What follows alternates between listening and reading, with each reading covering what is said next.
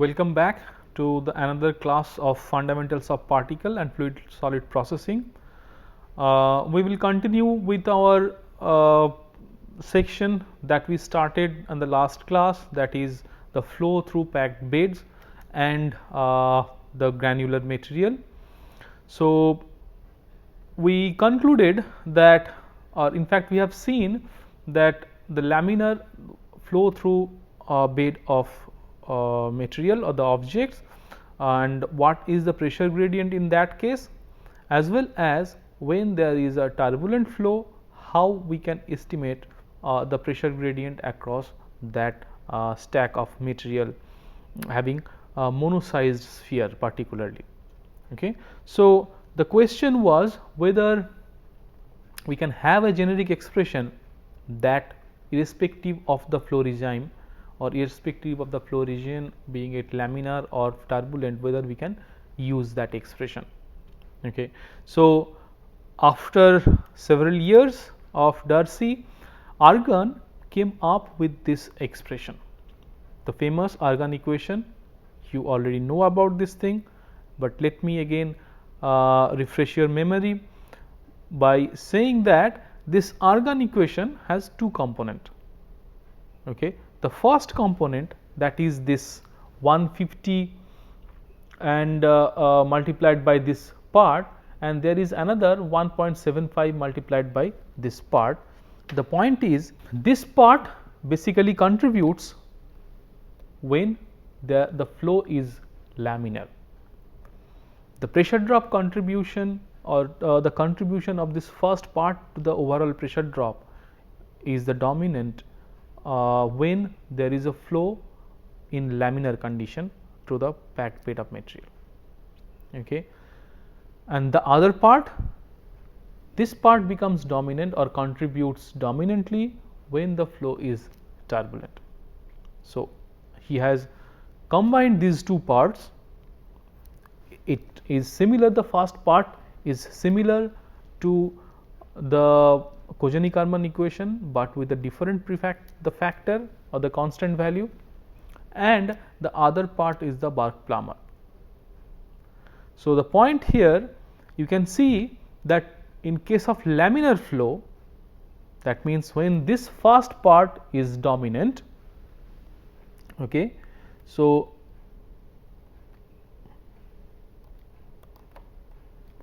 when this first part is dominant,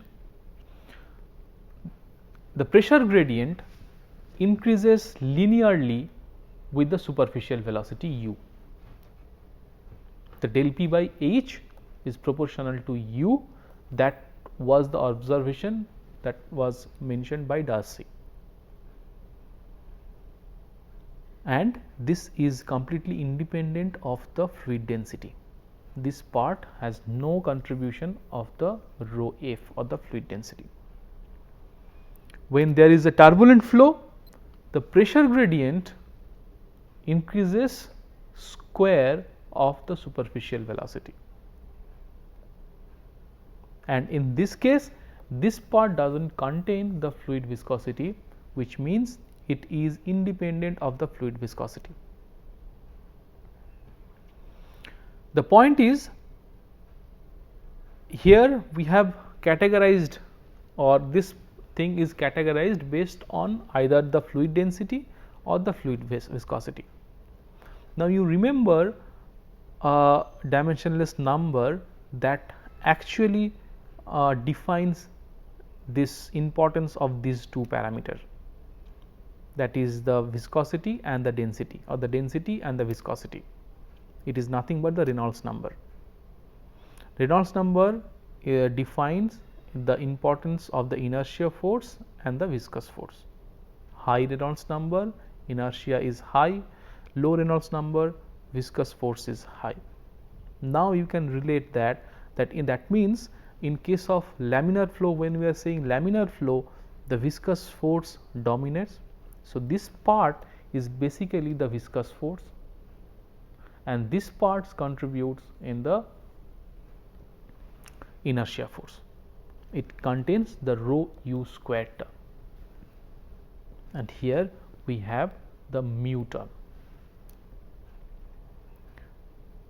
So, which means this famous Argan equation is having two parts. One is almost identical with the Koenig-Karman equation with a different constant value, and the other part is the Black-Balch-Plummer equation. Now, these constant values we will see when we will cover the multi-phase cases. This constant actually varies. This 150 and 1.75 are basically the empirically fitted constant values. Okay, like, because you have seen in the last class that when we mentioned that K3 depends on the shape and the surface property of the object, and it is numerically close to 5, that comes from several experimental values. We call these are the empirically fitted constant values, that you do thousands of experiments, you try to fit those experiments with a best fit curve, and doing so you come up with several constant that are the empirically fitted constant values. So, these are 150, 1.75, these are basically such values. Okay. Now, the point is friction factor. Okay. If you remember the friction factor in fanning friction factor, okay, in similar way or analogous to that friction factor, we can define the Argan equation in terms of the friction factor as well, by defining the friction factor as this term. If you look at this expression, it basically forms that friction factor term in the fanning friction factor with the inclusion of this voidage parameter. And then if we define that Argan equation is simplified to friction factor expression, which is nothing but 150 by Re star, which is the Reynolds number, or here the particle Reynolds number. Now, that particle Reynolds number is defined in this way, which is the diameter, superficial velocity, fluid viscosity, fluid density divided by the fluid viscosity multiplied by the 1 minus voidage. By defining the Reynolds number in such a way, it has been observed that the laminar flow condition prevails if the particle Reynolds number is less than 10. Okay. Strictly speaking, if it is near about 1, it is fully laminar. The transition region is from 10 to 2000, and fully turbulent region is when it is more than 2000. So, accordingly, this friction factor value, okay, also changes, because now you can understand this Argan equation had two parts. One is the viscous force term, other is the inertia force term. Now, the viscous force terms becomes dominant in case of laminar flow, inertia becomes dominant in case of turbulent flow. So, in laminar case, the friction factor would be mostly contributed by this 150 by Re. Okay. And in case of turbulent, the friction factor value is a constant, which is 1.75. Eventually, this friction factor and the REP in a log-log scale would look like in this way, that it will have a slope, okay, of 150 by Re, and in the turbulent region it is a constant value.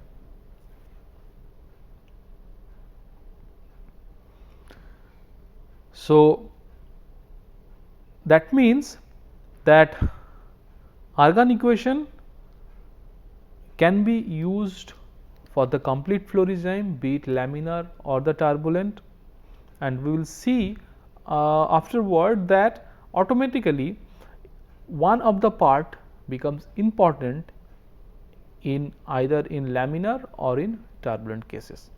The contribution is more and more in the one of the cases we will see in when we will solve some problems related to this.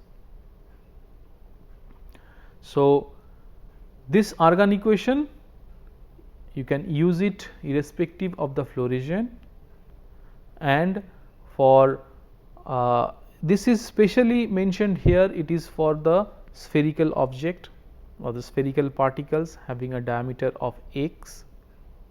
Okay. If the void is known, single phase flow when it is happening, you can calculate its pressure gradient through a mono-sized sphere, stack of mono-sized spheres. Okay. So, what happens in case of non-spherical particles? Although while developing this Contd-Karman equation in the last class, if you have remembered, then you understand that we defined the generic values of the hydraulic diameter and etc. Okay. The point is that for the non-spherical objects, this Argand equation as well as the Contd-Karman equations both can be used, okay, with the equivalent diameter by choice of a suitable equivalent diameter. Now, what does this mean by suitable term or the appropriate one? This appropriate one would be here that would have a diameter of a sphere having the same surface to volume ratio, because this is what, if you remember this development of Contd-Karman equation, this is what was more important, that SV term, okay, that we converted the SB, which was the surface area per unit volume of the bed, to SV term, which was surface area per unit volume of the particles. Okay. So, basically our stress during the development of Contd-Karman equations and in fact in this Argand equation is to have importance on the surface area per unit volume, this quantity. So, if there is a particle of irregular shape or it is a non-spherical particle, then it is wiser or it is appropriate to have a equivalent diameter that will have a same surface area to volume ratio of a spherical object, which means the surface area of particles per unit volume of particles is what we are looking for and should be given the highest consideration. So, if we use the surface volume diameter here, now you remember the initial classes when we defined several types of diameter and we solved one problem related to this Argand equations, and we mentioned that during this solution of Argand equations, what could be the appropriate diameter. There was a mention of that what would be the appropriate mean diameter that we should choose while solving Argand equation of non-spherical particles. Now, here is the answer, that when solving such cases, either be it Contd-Karman equation or the Argand equation, it's always you should put a stress on the surface volume diameter, which is the XSV in this case. How do you calculate that? You basically equate that surface to volume ratio of that irregular shaped body with the same of a spherical object, and you find out its diameter and use that diameter in this expression. So, the generic expression for Argand equation as well as the Contd-Karman equation becomes this with the XSV term. This is the only change that has happened here, that is the equivalent surface volume diameter.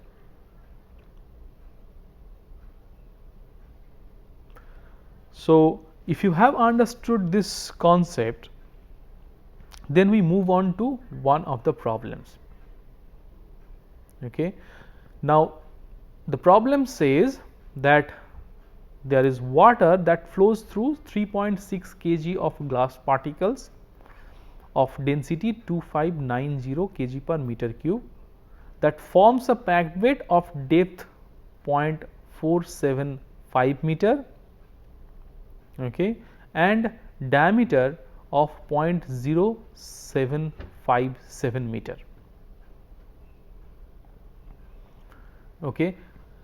The variation in frictional pressure drop across the bed with the change in water flow rate for a range of 200 to 1200 cc per minute is given in this table. We have to show that the flow is laminar, where this flow rate versus pressure drop data is given. We have to calculate the mean surface volume diameter of these particles, and we have to calculate the relevant Reynolds number. So, here the first part is that we have to understand this flow rate versus pressure drop value. We have water flow rate, we have pressure drop value, which means that there are glass particles. We formed a packed bed of known depth, okay, and then water is flowing through that packed bed with a varying velocity or the flow rate. For each constant flow rate, we have measured the pressure drop across the bed, and these are the value that when there was a steady state with 2 cc per minute, 200 cc per minute of flow rate, we had 5.5 millimeter mercury pressure drop. Similarly, these are the value. So, at first we have to demonstrate that the flow is laminar. So, this is the first part. So, how do we do that? The point is, if you remember this expression, the first part of the Argan equation, okay, because you do not know initially that in which region this operation is happening. Okay. So, if we use Argan equation, the first part consists of this parameter, and again if you remember, this pressure drop was linearly varying with the flow rate or the superficial velocity here, which in other way we can say is the flow rate. The point here now, we have these two data. Okay. So, at first we convert this to the superficial velocity and the pressure in Pascal to be in a consistent unit. So, from water flow rate cc per minute, we at first calculate what is the superficial velocity. Okay. How do we do that? We have the flow rate Q, we have the cross sectional area, that is the information given in the problem. Okay. So, from that we calculate the, for each and every flow rate we calculate the superficial velocity. From millimeter mercury we convert that to Pascal. Then if we plot this U versus pressure drop, okay, and if it gives a straight line, then it is established that this flow, this operation is happening in the laminar region, because this is the point that this, the first part of this Argan equation, del P by H is linearly varying with the superficial velocity. So, we do that, we see that the superficial fluid velocity and the pressure drop, these are the points which we can fit through a straight line with a slope of 1.12 into 10 to the power 6 Pascal second per meter.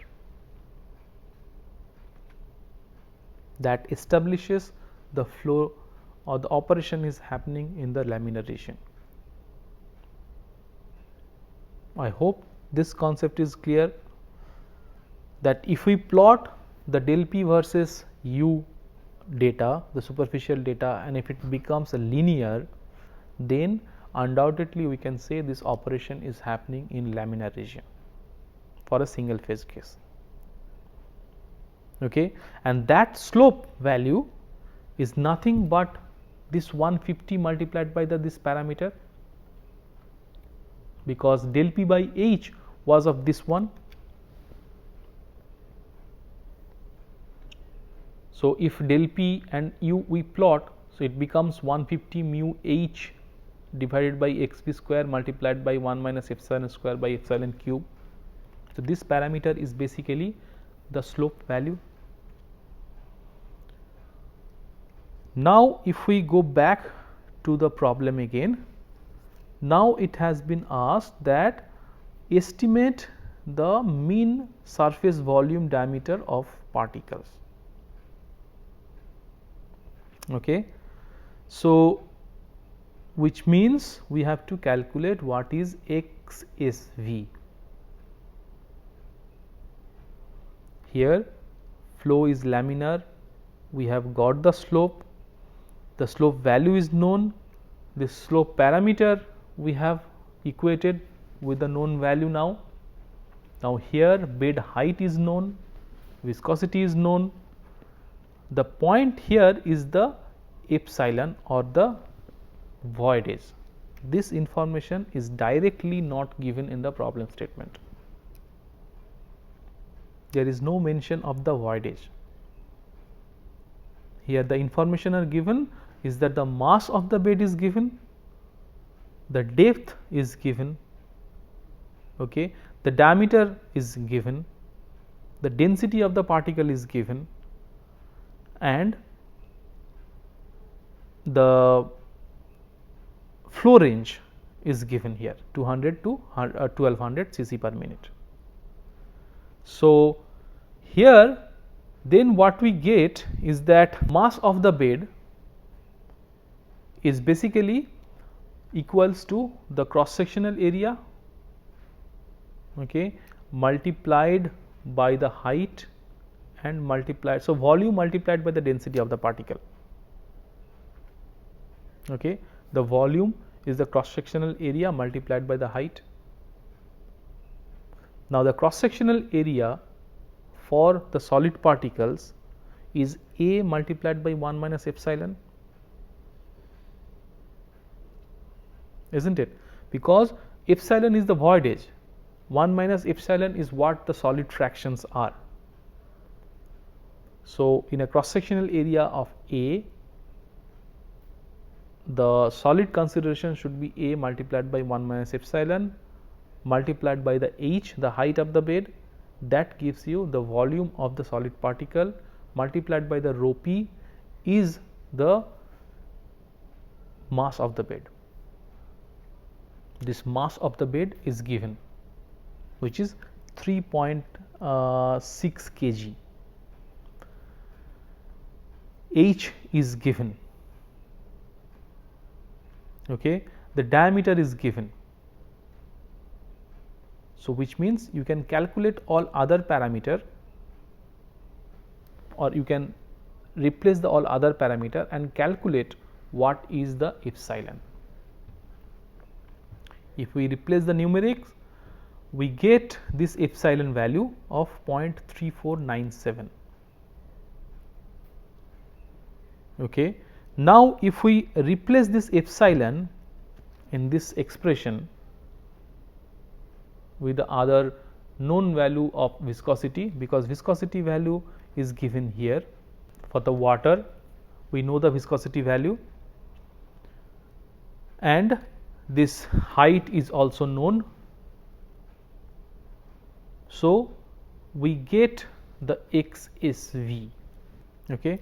So, here basically this epsilon is known, height is known, this m actually is not coming properly here, this is actually the mu.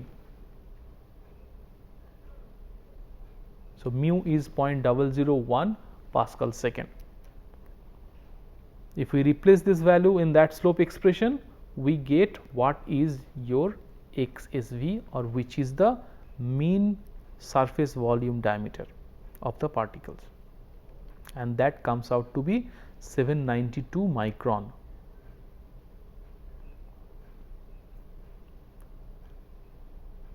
The point was, the third part, what is the relevant Reynolds number. Okay.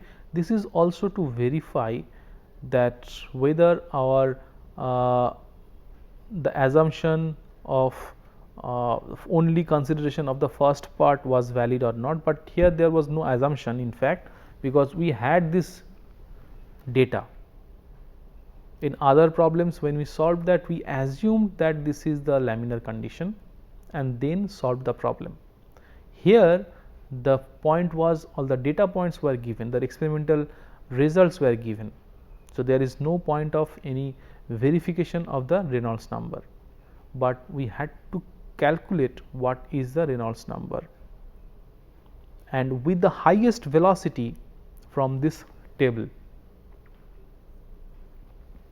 if we calculate the Reynolds number from the definition of the Reynolds number, this x, considering x now is the 792 micron, u is the superficial velocity, rho f of the fluid, mu is the viscosity of the fluid, 1 minus epsilon is the 1 minus voidage. We find that it is 5.4, which is well within the laminar flow range. Okay. So, this feat, in fact, this feat with a straight line also in other way it is justified, that indeed it should fall in a linear relation. So, the takeaway message from this whole class today is that we have to look for this Reynolds number range, okay, and it's then that actually will help us to understand that which part will be dominant in argon equation. The argon equation encompasses both the flow regime, that is the laminar and the turbulent flow regime. Okay. It is the combination of Contd and the Burke-Palmer equation. It can be also written in form of friction factor, where 150 by Re plus 0.75 is the relation, and the friction factor becomes only 150 by Re in case of low Reynolds number, that is beyond below 10 in case of laminar region, that is in case of turbulent region it is 1.75 or a flat profile. If you remember this graph, then it would be easier. This again, this is not act to the scale, but this is the schematic. Okay. For the non-spherical particle, both these equations like the Contd, Burke-Palmer as well as this overall argon equation can be used with the surface volume mean diameter, and then a problem we have seen with the surface volume mean diameter, that how it is useful. So, with this I will stop here and we will come back with the next class, and till then I hope you are enjoying this class, and thank you for your attention.